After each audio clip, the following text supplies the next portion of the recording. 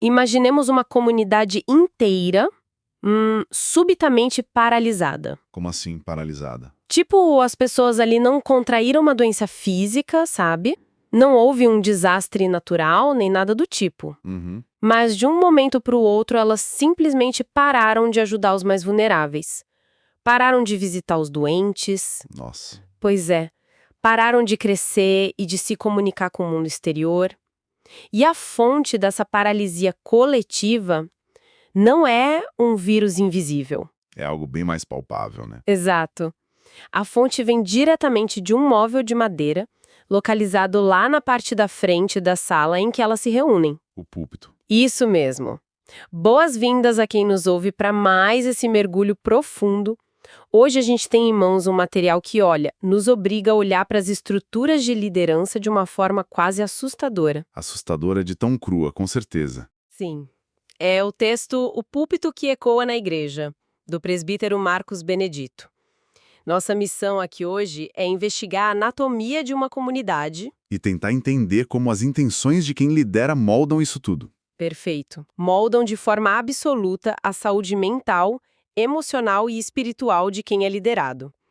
O texto usa uma analogia que, gente, eu achei impossível de tirar da cabeça. É uma imagem muito forte mesmo. Ok, vamos desvendar isso. O autor propõe que aquele espaço elevado de onde alguém fala, tipo púlpito, atua como a nascente de um rio. Uma nascente, exato. Então, pensem na cena. Alguém no alto de uma montanha, bem na nascente de um rio de águas cristalinas, e essa pessoa despeja ali um galão de corante vermelho altamente concentrado. Uhum. O que acontece depois não depende de vontade, nem de mágica. É física básica, sabe?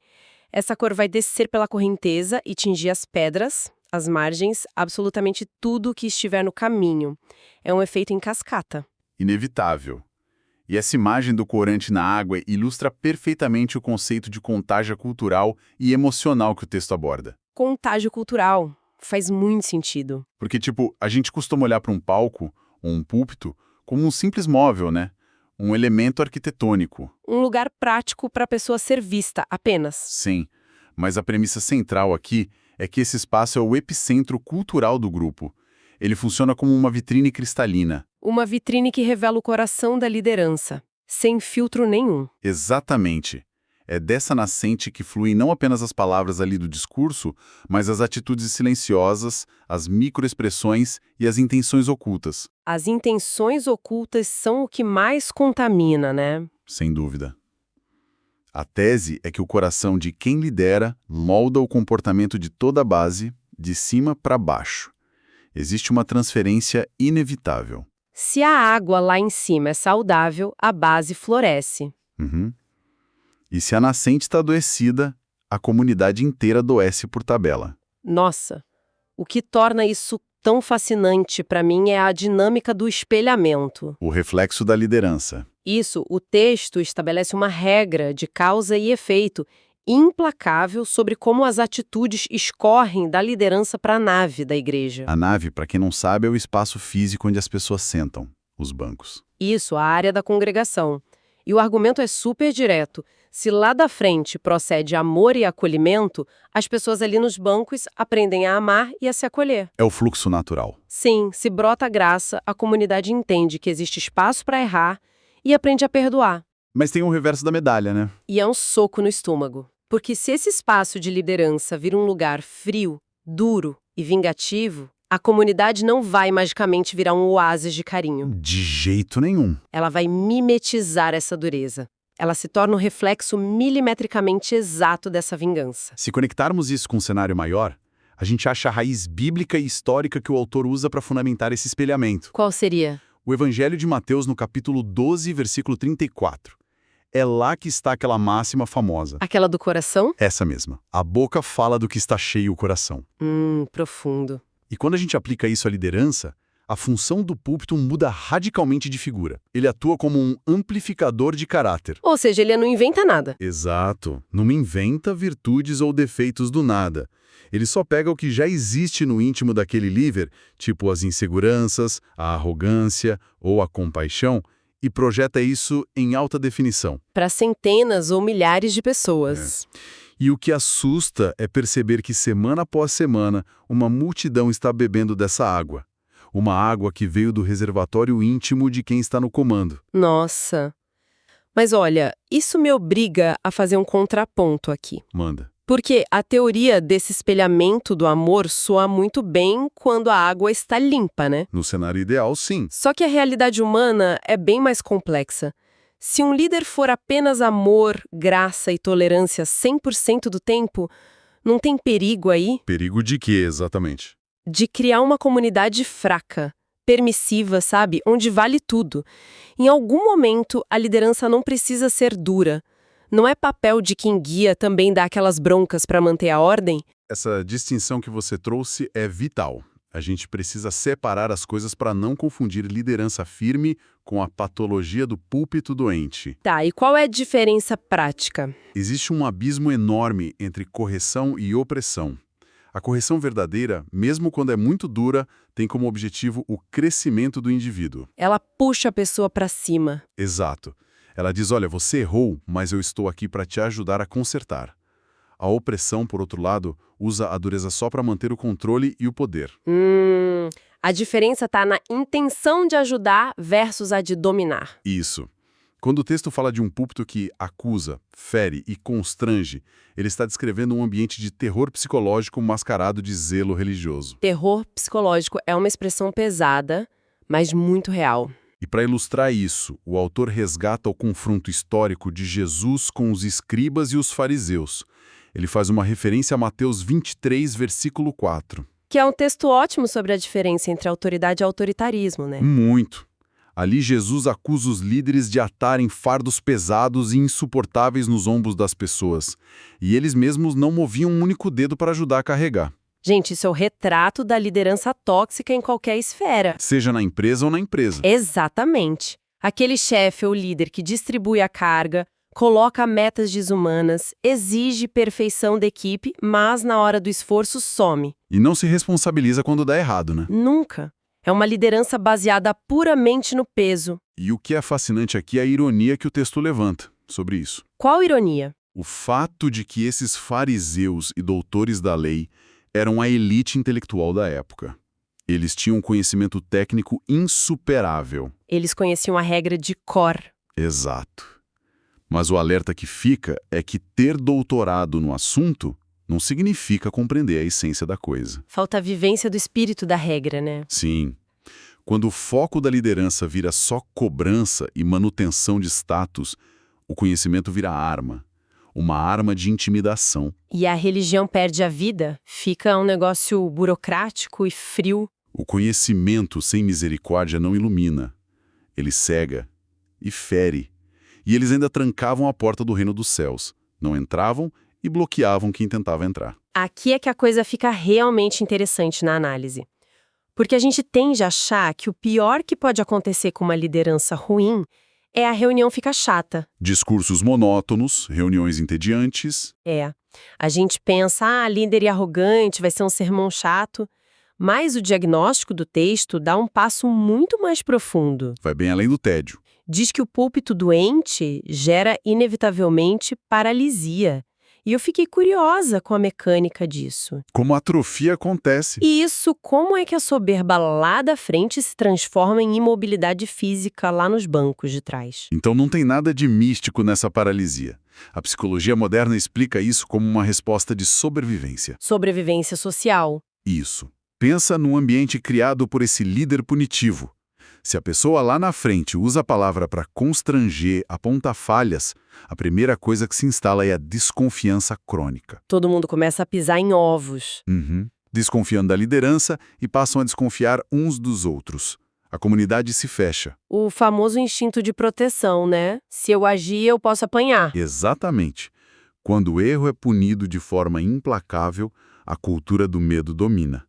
E o que o ser humano faz com medo de ser humilhado? Fica quieto. Não faz absolutamente nada. Se paralisa. A ausência de perdão da liderança gera uma rigidez no grupo inteiro. Claro, porque pensa bem. Se eu tentar iniciar um projeto de caridade, acolher alguém de fora e cometer um errinho ali no processo, eu vou ser destruída publicamente. Ou nos bastidores. Pois é. a inércia vira o esconderijo mais seguro para todo mundo. E o resultado prático disso, como o autor frisa, é o colapso das ações de compaixão.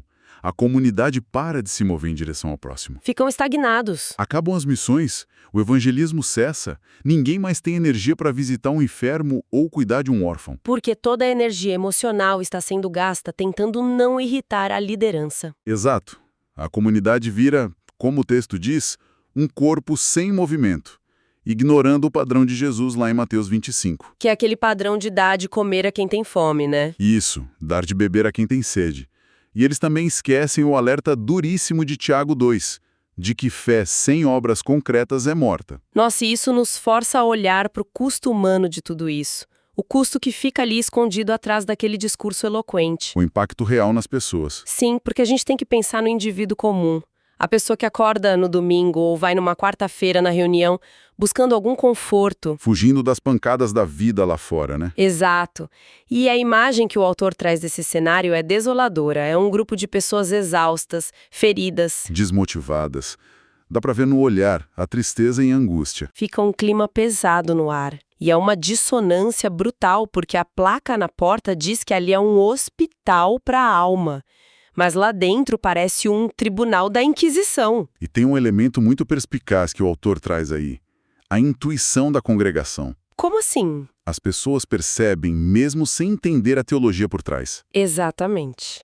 Mesmo que a pessoa não saiba explicar o conceito de liderança abusiva, ela sente a decepção espiritual. O corpo percebe a ameaça. É instintivo. Elas sabem intuitivamente que aquela fonte está contaminada. Elas olham para quem devia distribuir vida e o que elas recebem é um vazio opressor. Uma fadiga crônica, né? Sim.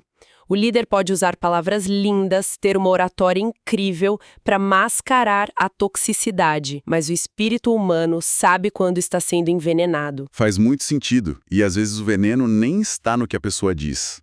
Está naquilo que é estrategicamente ignorado. O silêncio conivente.